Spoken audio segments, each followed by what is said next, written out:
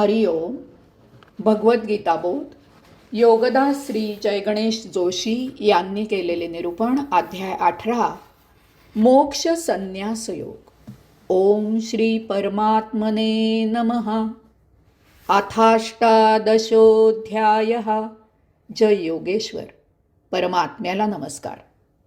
अध्याय 18 श्लोक क्रमांक 4. निश्चयं शृणु मे तत्र त्यागे भरतसत्तम त्यागो हि पुरुषव्याघ्र त्रिविधस् समप्रकीर्तिताः. भरतवर्षीय सर्वोत्तमा, त्यागाविषयी माझे निश्चयात्मक मत ऐक. पुरुषश्रेष्ठा, त्याग 3 प्रकारचा सांगितलेला आहे. भगवंत श्रींनी संन्यास आणि त्याग यांचे तत्व पृथक करून सांगावे अशी इच्छा अर्जुनाने श्लोक क्रमांक 1 मध्ये व्यक्त केली आहे. त्याचे उत्तर म्हणून श्लोक क्रमांक 2 आणि 3 मध्ये भगवंत श्रींनी संन्यास आणि त्याग याविषयी विद्वानांची निरनिराळी मते सांगितली. ते येथे म्हणत आहेत की इतरांची मते तू ऐकलीस, आता मी तुला याविषयी माझे निश्चयी मत सांगतो. हे मत निश्चयात्मक आहे. हे मत तर्कावर आधारित नाही. हे काही एखादे अनुमान नाही, तर हे मत निश्चयी आहे. हे मत अनुभूतींच्या कसोटीवर तावून सुलाखून निघालेले आहे. हे मत न बदलणारे आहे. हे मत वारा येईल तसे बदलणारे, फिरणारे नाही. हे मत सत्य आहे. हे मत कालातीत आहे. हे मत सर्व काळी सत्यच असणार आहे. पुढील 2 श्लोकात भगवंत श्री त्यागाबद्दल सांगत आहेत आणि मग पुढील 3 श्लोकात ते त्यागाच्या तम, रज आणि सत्व अशा 3 प्रकारांबद्दल सांगत आहेत. याला जोडून पुढचा श्लोक क्रमांक 5. यज्ञदान तपस्कर्म न त्याज्यं कार्यमेव तत् यज्ञो दानं तपश्चैव पावनानि मनीषिणाम्. पुढचा श्लोक क्रमांक 6. एतान्यपि तु कर्माणि संगं त्यक्त्वा फलानि च कर्तव्यानिति मे पार्थ निश्चितं मतमुत्तमम्. यज्ञ, दान, तप ही कर्मे त्याज्य नाहीत. एवढेच नव्हे तर ही कर्मे केलीच पाहिजेत अशी आहेत. यज्ञ, दान, तप ही कर्मे मनीषींना पावन करणारी आहेत. पार्था, ही कर्मे आणि इतरही कर्मे संग आणि फलाचा त्याग करूनच केली पाहिजेत. हे माझे निश्चित असे ठाम मत आहे.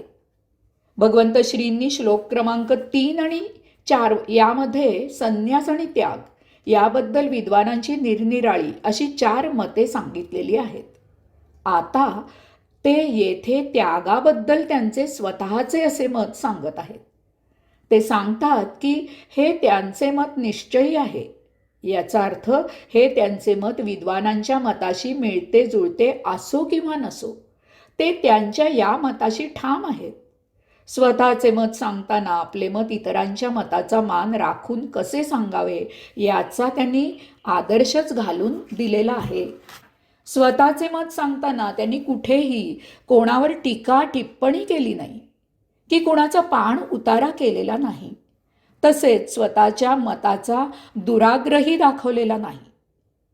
गीतेच्या निमित्ताने प्रत्यक्ष भगवंत श्रींवरच टीका करणाऱ्यांनी यापासून काही बोध घ्यायचा असल्यास घ्यावा. भगवंत श्री सांगतात की यज्ञ, दान, तप ही कर्मे त्याग करायची नसतात. यज्ञ, दान, तप या कर्माचा त्याग करायचा नसतो. एवढेच नव्हे तर यज्ञ, दान, तप ही कर्मे संसारात, समाजात राहूनच करता येतात.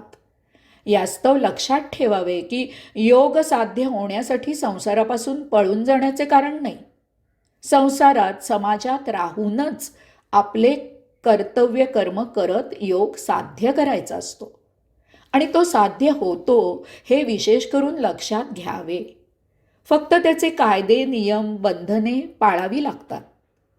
आपले ऋषीमुनी संसारी होते, त्यांना पत्नी मुले होती, ते शेती व्यवसाय करत होते आणि तरीही ते मुक्ती प्राप्त होते, योगी होते. परमात्म्यानेच ही सृष्टी, हा संसार, हे विश्व निर्माण केलेले आहे.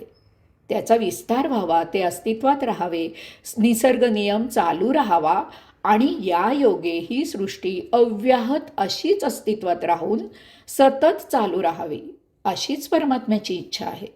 परमात्म्याने प्राणी जीवित राहावेत यासाठी येथे अनंत वस्तू उत्पन्न केलेल्या आहेत. त्यांचा प्राण्यांनी उपभोग घ्यावा यासाठीच त्या निर्माण केलेल्या आहेत. तेवढ्यासाठीच परमात्मा स्वतः अंशात्मक रूपाने येथे देह धारण करून वास्तव्याला आलेला आहे. तेव्हा यापासून पळून न जाता भोग घेण्याची योग्य पद्धत समजावून घेऊन त्याप्रमाणे आचरण करावे आणि अतिसुंदर सृष्टीचा या अतिमोहक जीवनाचा आस्वाद घेत परमात्मा प्राप्त करावा. आपले जीवन सायुज्य मुक्त म्हणून मोठ्या आनंदात व्यतीत करावे. कर्मयोग यज्ञ साध्य करावा. जगा आणि जगू द्या. दान हा जीवनाचा मंत्र असावा. त्यासाठी अथक परिश्रम, तप घ्यावे. विश्वातील कोणतीही गोष्ट त्याज्य नाही, अपवित्र नाही, अशुद्ध नाही. आपण आणि आपले आचरण अपवित्र आणि अशुद्ध असते. त्यामुळे वस्तू अपवित्र आणि अशुद्ध होत असते. आपण सुधारावे आणि योगाचरण करावे, म्हणजे सर्वत्र पावित्र्य आणि मांगल्य, शुद्धी दिसू लागेल. भगवंत श्री पूर्णावतारी होते. ते आपल्यालाही परिपूर्ण जीवनाचा आदर्श घालून देत आहेत. ते नकारात्मक जीवन जगायला शिकवत नाहीत, केवळ सकारात्मक दृष्टिकोन ठेवून जीवन जगायला सांगत आहेत.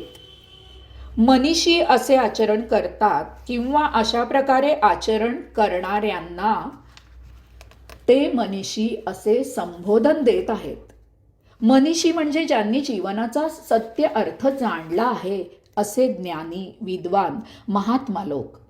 अशा लोकांनी आचरण अपवित्र आणि अशुद्ध करणारे आपले मन जिंकलेले असते.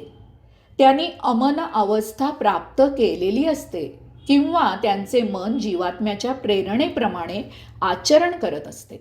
यज्ञ, दान, तप मनीषींना पावन करतात, पवित्र करतात, आनंद देतात. कारण त्या योगे आत्मब्रह्माला अपेक्षित असे आचरण होते आणि आपण सायुज्य मुक्त जीवन जगत या अतिमोहक अशा जीवनाचा निर्लेप आणि निर्भेळ आनंद घेतो. भगवंत श्री सांगतात की पार्था, ही कर्मे आणि इतरही कर्मे संग आणि फलाचा त्याग करूनच केली पाहिजे. येथे कर्माची वर्गवारी केलेली नाही. सर्वच्या सर्व कर्म ही कर्मफलाची इच्छा न ठेवता केली पाहिजेत. भगवंत श्री सांगतात की हे माझे निश्चित असे ठाम मत आहे. निष्काम कर्माबद्दल भगवंत श्री सतत पाठपुरावा करत आहेत. प्रत्येकाने कर्म केलेच पाहिजे, त्याला अन्य पर्याय नाही.